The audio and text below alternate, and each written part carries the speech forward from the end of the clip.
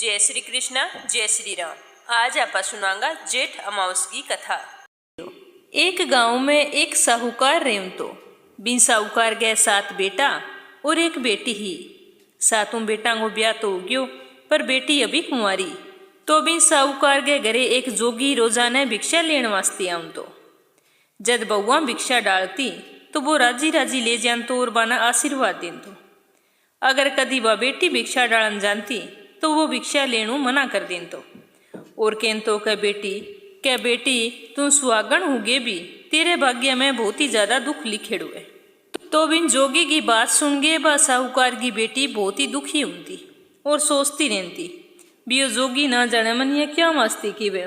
तो सोचते सोचते बाजमा दुबली पतली होगी। तो बिंगी माँ एक दिन पूछन लगी के बेटा तू यहाँ सूख किया गई, मैं तेन अच्छो बोलो खान वास्ते देऊँ, फिर भी दिन ब दिन तू तो सुखी जान लग रही है। तो बा कहन लगी माँ मैं थाने के बताऊं, जको जोगी अपने घरे रोजाना भिक्षा लेन आवे भाभी तो माना अगर भिक्षा डाले तो वो ले जावे। अगर मैं कदी सी भिक्षा देने जाऊं तो वो भिक्षा लेनू मना कर दे और इन तरीके मन रोजाना की वे। तो मैं सोच सोच के बहुत ज्यादा दुखी रहूं। तो बिंगी माँ कहन लगी के बेटा काल जब वो जोगी भिक्षा लेन आवेगो तो मैं छुप के बैठ जैसू और तेरे भाभिया ने कह दे भी भिक्षा ना डाले तें भिक्षा डालने वास्ते जानो है। फिर मैं भी ने पूछूं भी तू इन तरीका हूँ क्या वास्ते के वे। और दूसरे दिन साहूकार की पत्नी किवाड़ के पीछे छुप के बैठ गई और वो जोगी भिक्षा लेने वास्ते आयो और जिये ही बन भिक्षा वास्ते आवाज लगाई तो साहूकार की बेटी भिक्षा लेके गई। तो जोगी कियो भी ना बेटा ना, मैं भिक्षा कौन ले, तू सुहागण तो जरूर वेगी पर तन दुख बहुत भोगनो पड़ेगा।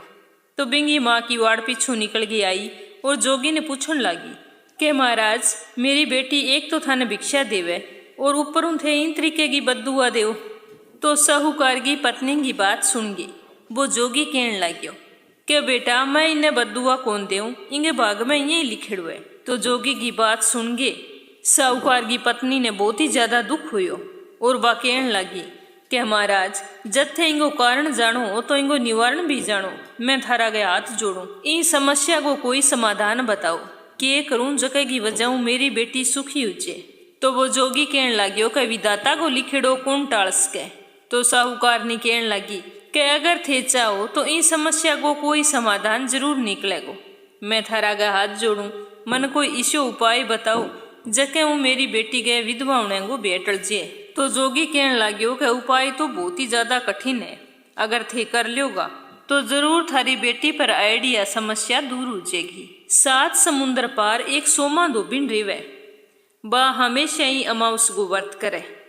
अगर बा आप गए व्रता को फल इन दे देवे और आपकी मांग मुँह सिंदूर इंगी मांग में लगा देवे तो इंगे विधवा होने को जो कोई योग है वो दूर उजेगो। उपाय बता जोगी तो बठू उठ गयो।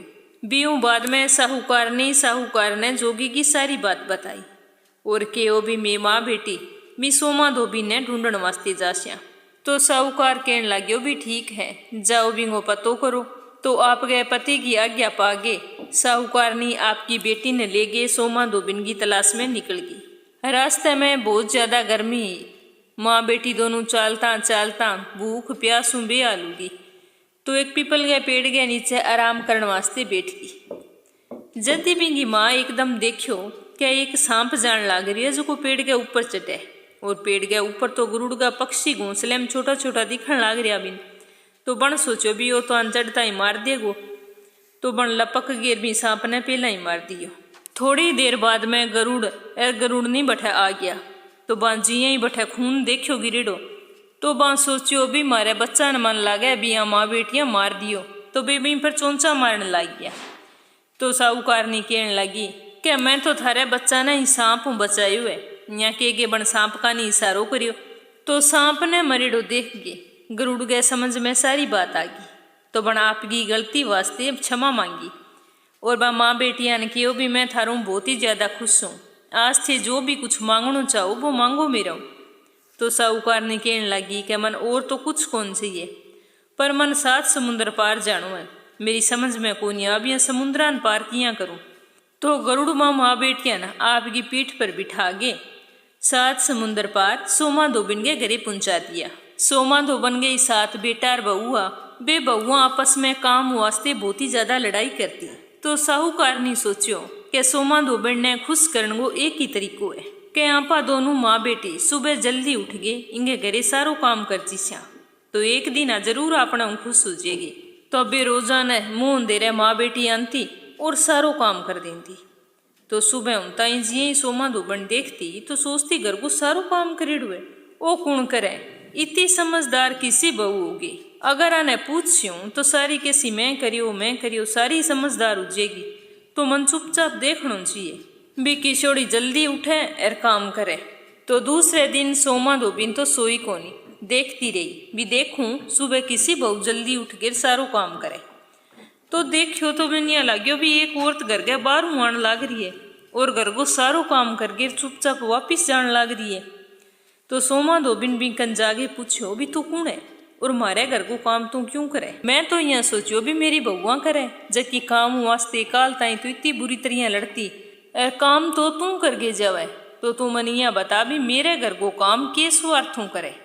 तो सोमा धोबिन की बात सुन के साहूकार ने हाथ जोड़ के विनती करने लगी, अगर थे चाहो तो मेरी बेटी गए विधवा होने को योग टल जाए। बस मन तो वही चाहिए, मन मेरी बेटी की खुशी चाहिए, खुशी ऊपर मन और की कौन चाहिए। यहाँ बोलता बोलता भी आँखियाँ आंसू चाल पड़िया। तो सोमा धोबिन बहुत ही दयालु हुई, बा पूछन लगी क्या मन के करना हुआ को। चलो मैं तेरी बेटी की खुशी वास्ते जको भी मेरा हुआ को मैं जरूर करूँगी। तो साहूकार ने कहो बीथे अमावस को व्रत करो, अगर बिंगो पुण्य मेरी बेटी ने दे दियो तो मेरी बेटी गए विधवा होने को योग टल जेगो। तो सोमा धोबिन तो सागा चालन वास्ते तैयार होगी। बा दिना सोमा धोबिन को जो पति हो वो थोड़ो बीमार रहे तो बना आपकी बहुआ ने कहो भी अगर पीछू मेरा कुछ भी न जावे तो थेंगो संस्कार ना करियो, तेल की कढ़ाई भर गई और बिम डूबो के छोड़ दियो। मन 2-4 दिन बारे कोई काम है मैं इतने आज ही तो बिंगी बहुआ की भी ठीक है। तो साहूकार निर्बिंग बेटी के सागे सोमा धोबिन चाल पड़ी। चलते चलते बांगे गांव पहुंच गया। तो फिर साहूकार की बेटी को ब्याह तय हो गया।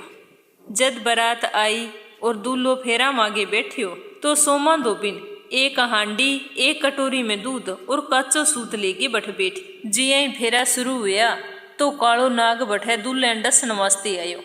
तो सोमा धोबिन पहला बिंगा के दूध की कटोरी रखती, वो दूध पीण लाग्यो। जनबी ने काचे सूतों बांध के हांडी में गाल दियो। सांप ने देखता ही दूल्हे की तो डर हुई मौत होगी। अर साहूकार की बेटी बेचारी रोन लागी, बीजा को अंदेश हो आज वो ही हो गयो, अब मैं के करस्यूं। तो सोमा धोबिन आपकी चिटली अंगुली काट के अर दूल्हे ने छिंटो दियो और बोली कि आज तक जितनी भी मैं अमावस्या करी है बिंगो पुण्य फल साहूकार की बेटी लाग जाए और यूं आगे जको मैं अमावस को व्रत करूं बिंगो फल मेरे पति न लगे। तो इतो कहता ही दूल्हो तो जीवित उगे बैठ गयो और फिर बांगा फेरा संपन्न हो गया। साहूकार की बेटी विदा उगे आपके ससुराल पहुंच गई। तो सोमा धोबिन कहने लगी भी अब तो मन भी जानो चाहिए। तो साहूकार ने हाथ जोड़ के कहो क्या थारो बहुत उपकार है मेरे पर, थे मन बताओ भी मैं थाने कह दूं। तो सोमा धोबिन कहने लगी कि मन और कुछ भी कौन चाहिए, थे बस यहाँ करो कि एक मिट्टी की हांडी दे दो। अब मैं घरे जाऊंगी, मेरा पति थोड़ा अस्वस्थ है, मेरे जल्दी जानो जरूरी है। तबा बठो मिट्टी की हांडी लेके चाल पड़ी। तो रास्ते में एक पीपल को पेड़ आयो तो बण हांडी का 108 टुकड़ा करया और पीपल के नीचे रख दिया। 13 टुकड़ा एक जगह रखा और पीपल की बाद में 108 परिक्रमा करी और बाद में हांडी के टुकड़ा ने पीपल के पेड़ के नीचे खड्डो खोद गेर बा में दबा के छोड़ दिया और घरे उठ गई। घरे गई तो देखियो बीबी पति तो मरेड़ो पड़ियो। तो बण जागेर पति पर सुहागो छिंटो दियो और कहो कि अमावस माता आज को मेरे व्रत को फल है वो मेरे पति ने दियो। तो बिंग ई तरीके कहता है। तो बिंगो पति जीवित होके बैठ गयो। देख के बा बहुत ही खुश हुई।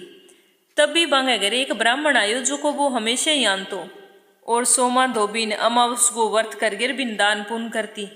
तो ब्राह्मण आगे बोलियो कि अमावस के व्रत को जो को भी दान पुण्य है वो मन दे देव मैं लेने वास्ते आई हूँ। तो सोमा धोबिन बोली कि मैं तो कोई काम बारह गेड़ी जद आवे ही तो मेरे तो अमावस को व्रत रास्ते में ही आ गयो। तो मैं पीपल के पेड़ की पूजा करी और जको भी कोई दान पुण्य हो वो मैं बठे ही पीपल के पेड़ के नीचे खड्डो खोद के दबार घरी आ गई। तो ब्राह्मण बठू सीधो पीपल के पेड़ कन गयो और बढ़ जागे बनबा जगह खोदी तो बन देखियो बट तो 108 तेरा सोने का टुकड़ा रखेड़ा। तो देख गेर ब्राह्मण ने बहुत ही आश्चर्य हुयो। वो सारा टुकड़ा इकट्ठा कर गेर सोमा धोबिन के घरे आयो और बोलियो कि इतो बड़ो धर्म करियो है और कहन लाग रही है कि मैं कुछ भी कौन करियो। तो सोमा धोबिन कहन लगी क्या तो थारे भाग हुई है, मैं इसो कुछ कौन करियो थेन ले जाओ। तो ब्राह्मण कहन लगियो का मेरो तो चौथो हिस्सो है, बाकी 3 हिस्सा तो थारा ही है, थारी जकन इच्छा हुए बिने देव। तो ब्राह्मण आपको एक हिस्सो ले गेर आपके घरे उठ गयो और जागेर पूरे नगर में ढिंडोरो पिटवायो के सारा आदमी लुगाई अमावस का व्रत करो और कथा सुनो। और फिर बने अमावस के व्रत के फल के बारे में बतायो। तो भी नगर का सारा लोग लुगाई अमावस को व्रत बहुत ही श्रद्धा भावों करन लग गया। हे अमावस्या माता जिसो थे साहूकार की बेटी ने दियो, विशो अमर सुहाग व्रत रखनाली हर महिला ने दियो। गणेश जी महाराज की जय हो। एक बारी की बात है कि एक गांव में एक बूढ़ी माई रहती। वह बहुत ही ज्यादा गरीब और आंखें अंधी, बिचारी दिखाई कौन देन। तो बिंग एक बेटो और एक बहुआ। तो बिंग बूढ़ी माई को हमेशा नियम हो के बा हमेशा गणेश जी की पूजा करी करती।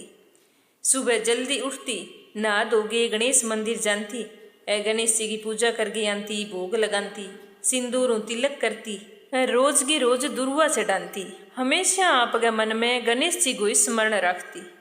तो गणेश जी भगवान बिंगी पूजाओं बहुत ही ज्यादा खुश हुआ और बिंग सामने प्रकट होके बोलिया क्या माई मैं तेरी पूजा भक्ति हूँ बहुत ही ज्यादा प्रसन्न हूँ, तू मांग के मांगनो चाहे। तो बूढ़ी माई जिये गणेश भगवान की आवाज सुनी तो बहुत ही ज्यादा खुश हुई और हाथ जोड़ के प्रणाम करियो और बोली कि भगवान थारा दर्शन तो मेरे भाग्य में लिखेड़ा कोनी, पर थारी आवाज सुन के मैं धन्य होगी। रही मांगण की बात तो मन तो की मांगनो ही कोनी आवे, मैं के मांगू और किया मांगू।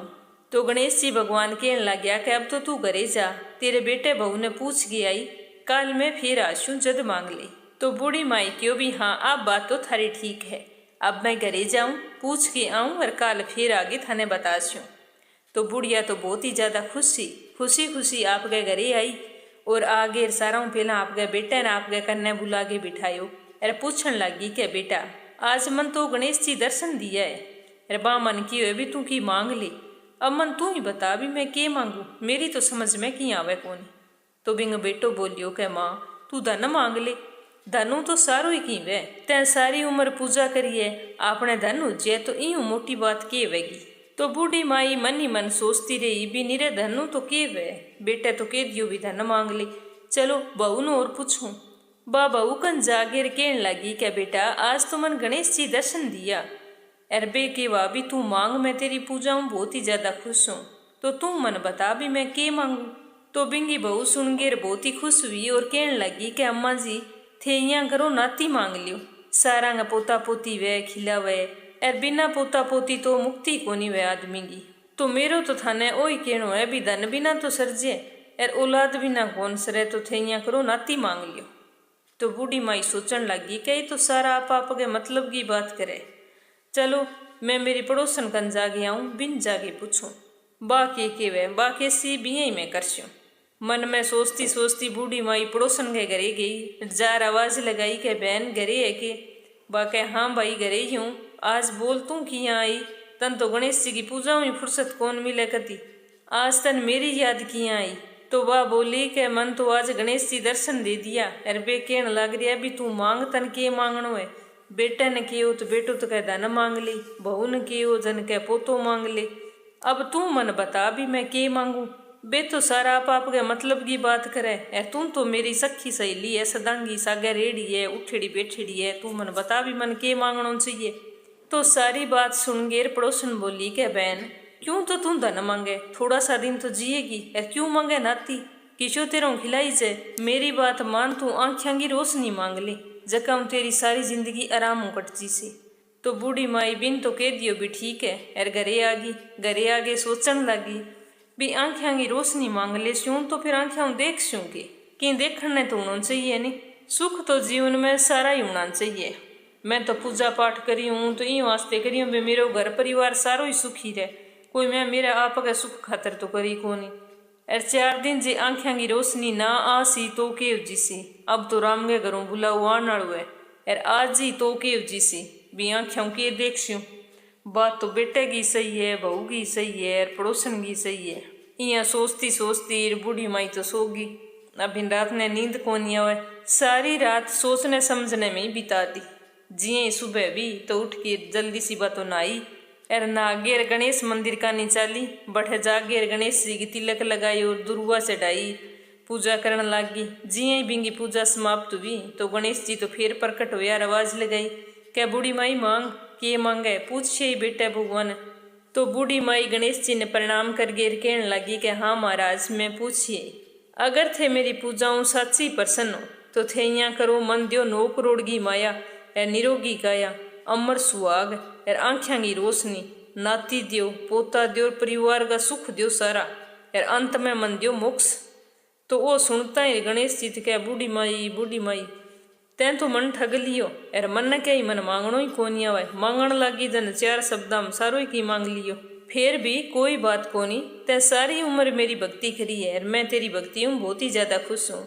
जिया भी तैं मांगियो है तन्ने वचन के हिसाब वो सारो की मिलसी।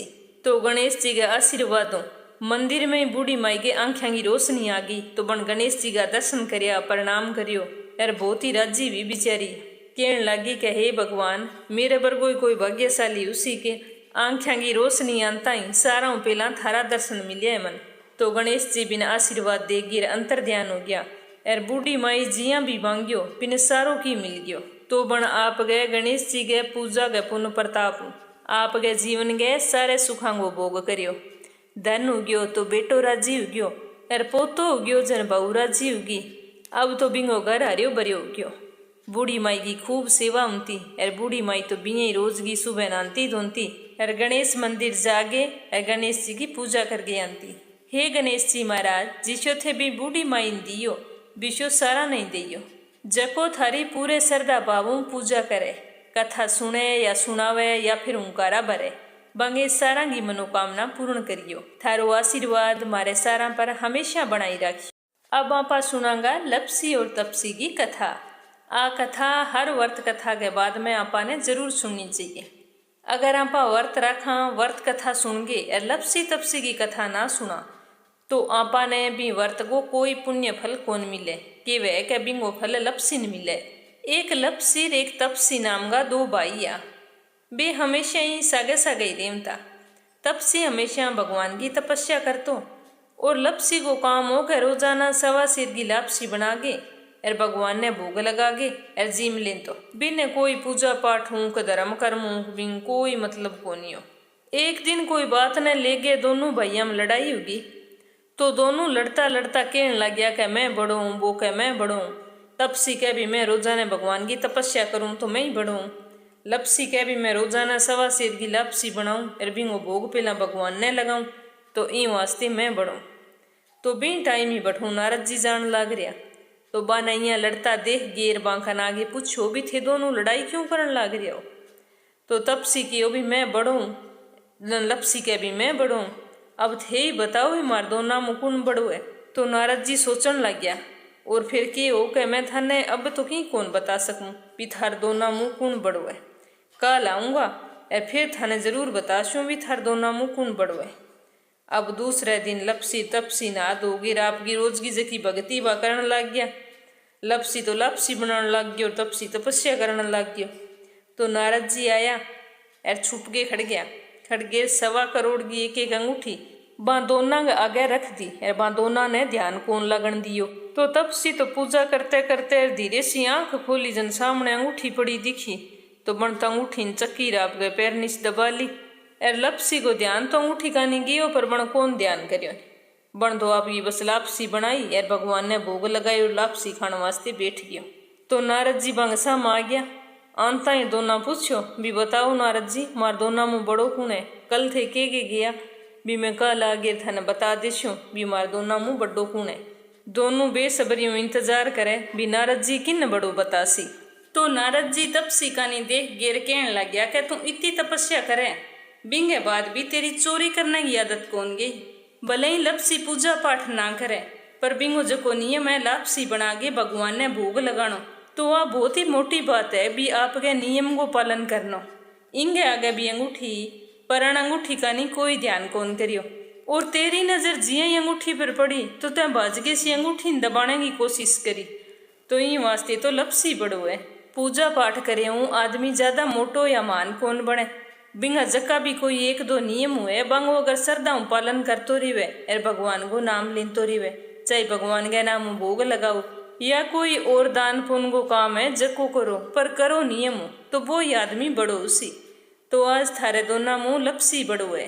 तो नारद जी की बात सुन गे और तब सिंह तो बहुत ही ज्यादा शर्मिंदगी महसूस हुई।